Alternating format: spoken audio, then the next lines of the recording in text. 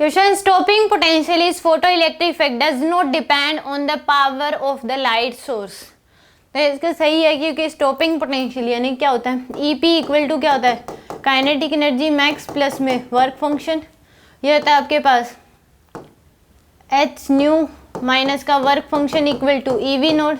तो V naught की जो वैल्यू है वो क्या हो जाएगी, h nu by e minus five by e, ऐसा लिख सकते हो, या फिर वी नोड इक्वल टू होगा h c by lambda e minus five by e, क्योंकि ई को लेमडा की टर्म्स में एच सी बाई लेमडा भी लिख सकते हैं। तो किन चीज़ों पे डिपेंड करता है स्टॉपिंग पोटेंशियल, वेवलेंथ पे डिपेंड करता है और फ्रीक्वेंसी पे डिपेंड करता है। तो उसने बोला है photo electric does not depend on the power, intensity या पावर पे डिपेंड नहीं करता।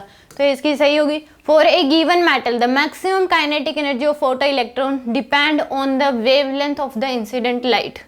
तो इस केस में maximum kinetic energy wavelength of incident light पे डिपेंड करती है, क्योंकि वेवलेंथ अगर, क्योंकि हमें पता है ई जो फोटॉन्स की जो एनर्जी होती है वो क्या होती है, एच सी बाई लेमडा।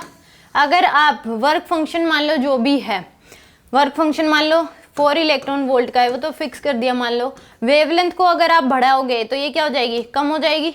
ये अगर मान लो कि इस केस में 4 है, अगर आप इसको फोर्स के डालोगे तो ही क्या होगा, इलेक्ट्रॉन बाहर आएंगे, ऐसे ज़्यादा होनी चाहिए। अगर आपने उस केस में वेवलेंथ कम कर दी तो ये भी क्या हो जाएगी, कम हो जाएगी। वेवलेंथ अगर ये कम कर दी तो ये बढ़ जाएगी, और अगर इसको बढ़ा दिया तो ये क्या हो जाएगी, कम हो जाएगी। तो यानी कि जो मैक्सिमम काइनेटिक एनर्जी है वो वेवलेंथ ऑफ इंसिडेंट लाइट पे भी डिपेंड करती है।